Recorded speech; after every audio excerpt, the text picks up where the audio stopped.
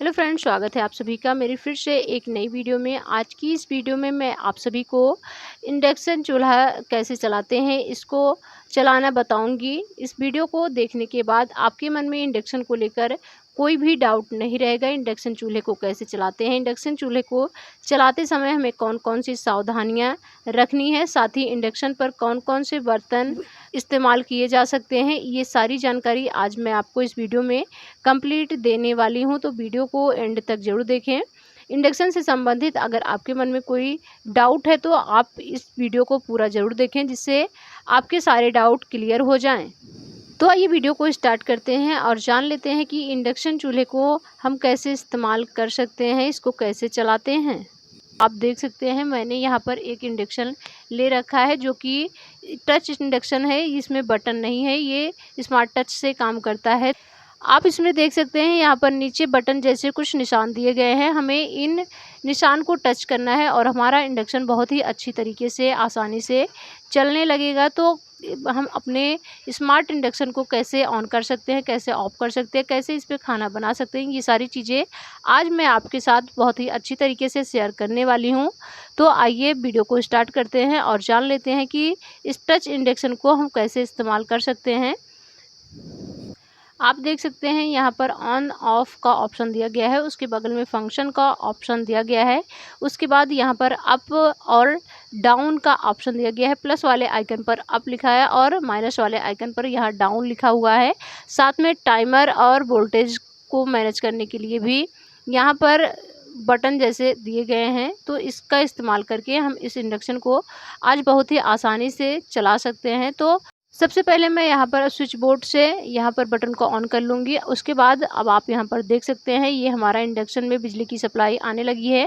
अब हम अपने ऑन बटन को टच करेंगे। यहाँ पर मैंने अपनी ऑन बटन को टच कर दिया है, लेकिन यहाँ पर E0 लिख करके आ रहा है, क्योंकि अभी तक मैंने इस पर कोई बर्तन नहीं रखा है, इसलिए यहाँ पर E0 लिख कर आ रहा है।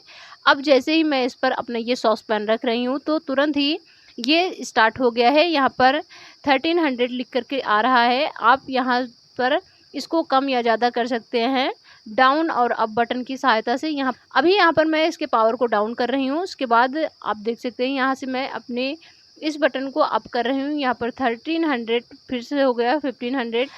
आप इसको 2000 तक कर सकते हैं अप और डाउन बटन की सहायता से। तो आप देख सकते हैं हमारा इंडक्शन यहाँ पर स्टार्ट हो गया है। इसके साथ ही आप यहाँ पर देख सकते हैं टाइमर का भी ऑप्शन दिया गया है। टाइमर बटन को ऑन करके आप टाइमर भी सेट कर सकते हैं। आप बटन को ऑन करके आप जितना टाइमर रखना चाहते हैं उतना आप रख सकते हैं। इसके साथ ही आप डाउन बटन का इस्तेमाल करके जितना कम या ज़्यादा करना चाहते हैं तो आप टाइमर को उतना कम या ज़्यादा कर सकते हैं अप और डाउन बटन की सहायता से। आप टाइमर वाले बटन पर टच करेंगे, उसके बाद अप वाले बटन से उसको हम जितना ज़्यादा टाइमिंग में रखना चाहेंगे उतना कर सकेंगे। साथ ही जितना डाउन रखना चाहेंगे उतना हम डाउन वाली बटन को टच करके कर सकते हैं। अब ये हमारी फंक्शन वाली बटन प्रेस करेंगे 200 से स्टार्ट होगा, फिर 1300, फिर 2000, उसके बाद 1000, उसके बाद फिर 1300, फिर 200, उसके बाद 2000। इस तरीके से ये वर्क करेगा। जितनी बार हम इसको प्रेस करेंगे तो ये चेंज होता रहेगा। तो इस तरीके से हम फंक्शन बटन का भी इस्तेमाल कर सकते हैं। आपको बता दें कि ज़्यादातर हम इंडक्शन को ऑन और ऑफ करने की बटन के साथ ही अप और डाउन बटन के साथ ही ज़्यादा इस्तेमाल कर सकते हैं। टाइमर और फंक्शन ये यहाँ पर ऑप्शन दिए गए हैं, लेकिन ज़्यादातर हम इस अप और डाउन बटन का ही इस्तेमाल इंडक्शन को मैनेज करने के लिए करते हैं। तो आप देख सकते हैं यहाँ पर हमारा इंडक्शन कितनी अच्छी तरीके से वर्क कर रहा है। तो उम्मीद है कि आप यहाँ पर इंडक्शन में जो सारी बटन दी गई हैं इनको आप बहुत अच्छी तरीके से समझ गए होंगे कि टाइमर बटन किस तरीके से काम करता है, फंक्शन बटन किस तरीके से काम कर सकता है, हम पावर को ऑन कैसे कर सकते हैं, ऑफ कैसे कर सकते हैं, हमारा इंडक्शन में हम वोल्टेज को हाई कैसे कर सकते हैं, हम उसको डाउन कैसे कर सकते हैं। ये सारी चीज़ें उम्मीद करती हूँ कि आपको समझ में आ गई होगी। आप देख सकते हैं हमारा इंडक्शन बहुत ही आसानी से ये चलने लगा है। मैंने यहाँ पर पानी गर्म होने के लिए सॉस पैन में रखा था, वो गर्म हो गया है। जब तक मैंने आपको ये सारी चीज़ें बता ही रही हूँ तब तक ये हमारा पानी गर्म हो गया है। इंडक्शन चूल्हे पर हम कौन से बर्तन का इस्तेमाल कर सकते हैं, इसको लेकर हमारे बीच में काफ़ी सारी कन्फ्यूजन रहती है। इसको लेकर हमारे मन में काफ़ी सारे सवाल रहते हैं। तो मैं यहाँ पर आपको बता दूँ कि इंडक्शन चूल्हे पर स्टेनलेस स्टील बर्तन का हम इस्तेमाल कर सकते हैं, लोहे का बर्तन का इस्तेमाल कर सकते हैं। तो यहाँ पर मैंने जो सॉस पैन लिया है ये स्टील का है और ये बहुत अच्छी तरीके से इस इंडक्शन पर वर्क कर रहा है।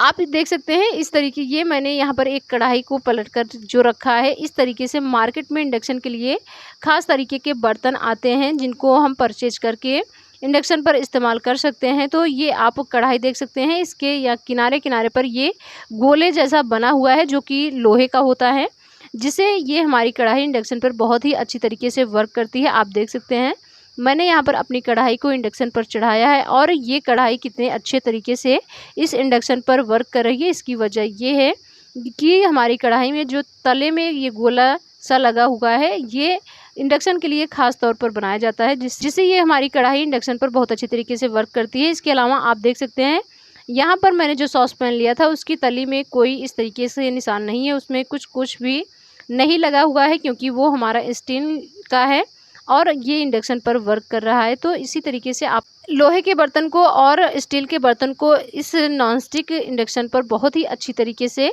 इस्तेमाल कर सकते हैं। आप देख सकते हैं यहाँ पर मैंने कढ़ाई में भी थोड़ा सा पानी रखा है और वो गर्म हो रहा है। इंडक्शन पर जब हम खाना बनाते हैं तो हमारे मन में ये सवाल रहता है कि कहीं हम जल नहीं जाएंगे। तो यहाँ पर आप देख सकते हैं मैंने कढ़ाई में पानी को चढ़ाया हुआ है और हमारा पानी गर्म हो गया है, लेकिन यहाँ पर मैं आपको छू कर दिखा रही हूँ हमारी कढ़ाई बिल्कुल भी गर्म नहीं हुई है।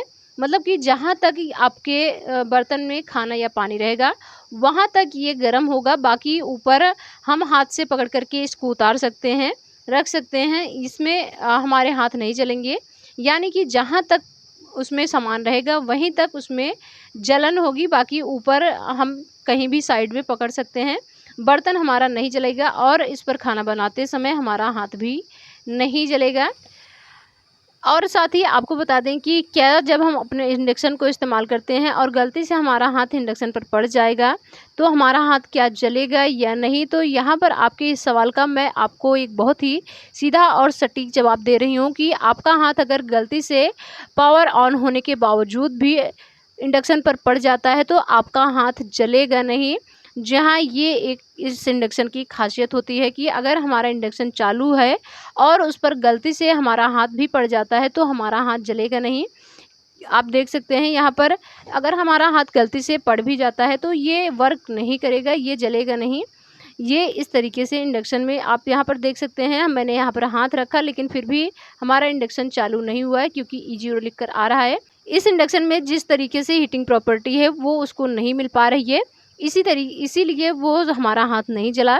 इस पर जैसे ही हम कोई स्टील या लोहे का बर्तन रखेंगे तो ये तुरंत काम करना स्टार्ट कर देगा। और आप देख सकते हैं मैंने यहाँ पर ये कढ़ाई को जैसे ही रखा तो ये तुरंत काम करना शुरू कर दिया है। जहाँ ये एक इस इंडक्शन की खासियत है, जहाँ ये आप देख सकते हैं हमारा स्मार्ट इलेक्ट्रिक इंडक्शन चूल्हा जो है ये बहुत ही अच्छी तरीके से वर्क कर रहा है। इसके अलावा आपको इस इंडक्शन की एक खासियत और बताएं तो कई बार होता है कि जब हम दूध और चाय को उबालते हैं तो उसमें उफान आकर हमारी दूध और चाय नीचे गिर जाती है।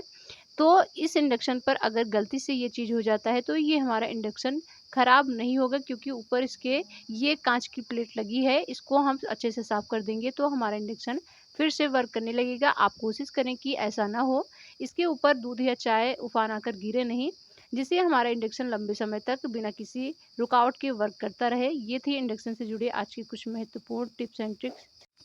तो ये थी इंडक्शन से जुड़ी आज की कुछ महत्वपूर्ण खास जानकारियाँ। उम्मीद है कि इस वीडियो के माध्यम से आपको इंडक्शन चलाना आ गया होगा। यहाँ पर मैंने आपको इंडक्शन से जुड़ी बहुत सारी बातें बताई हैं, इसमें सावधानियाँ क्या रखनी है, आपको इंडक्शन को चलाना कैसे है, ये सारी चीज़ें आपको इस वीडियो में बहुत ही विस्तार से बताई गई है। उम्मीद है कि आपको ये वीडियो समझ में आ गई होगी। इसके बाद आपको इंडक्शन चलाने में कोई दिक्कत नहीं होगी। वीडियो कैसी लगी कमेंट बॉक्स में ज़रूर बताएं। मिलते हैं एक ऐसी ही नई इंटरेस्टिंग वीडियो के साथ, तब तक के लिए अपना और अपनों का खूब ख्याल रखिए। धन्यवाद।